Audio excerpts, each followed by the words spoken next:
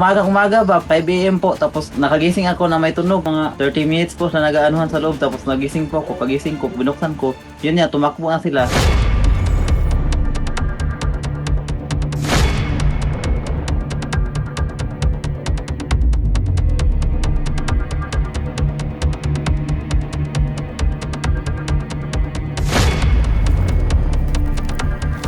Yung na-video ko, first time ko talaga yung makita yun. Makikita ko na daga dito yung ano lang, pa isa-isa, yung dalawa, magkahiwalay. Pero yung nagkadugtong sila, yun first time ko nakita yun.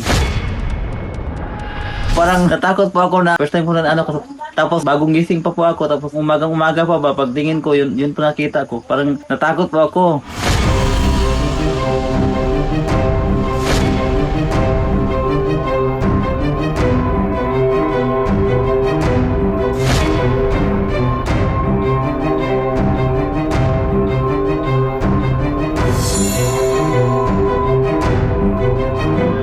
Na sumususo yung dalawang maliliit, yung smaller na rats from the, well, I'll assume na mama rat yung naunang tumakbo.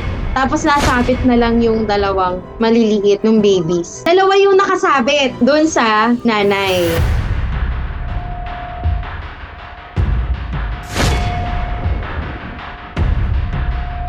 Mukhang sumususo or nagbe-breastfeed yung mga baby doon sa mommy. It's really possible because yung area na yun ng cabinet could be a safe place for the mama rat to deliver at mga anak. Hinabol ko yung hinanap ko siya dito sa tinakbuhan niya, pero hindi ko na siya nakita, hindi ko na nabutan, hindi ko na namalayan kung saan napunta. Bigla na lang nawala sila.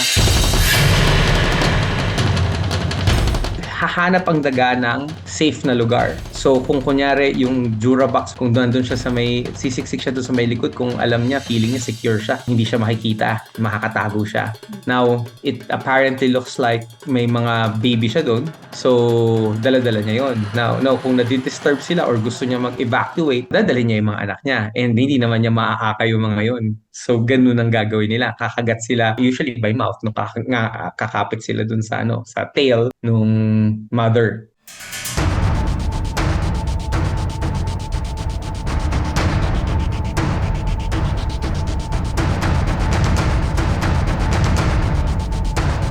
Chinek ko yung cabinet ko, baka may kasama pa, pero wala na. Nakita ko lang yun lang mga dumi nila, tapos yung mga may butas-butas na mga damit. Ang number one for all kinds of rodents is maintain cleanliness, no? Kasi tatlo lang parati ang hinahanap ng mga daga. They will look for food, water, and shelter. Kung may makakain sila, may inom sila, at matataguan sila, posible ka nilang puntahan.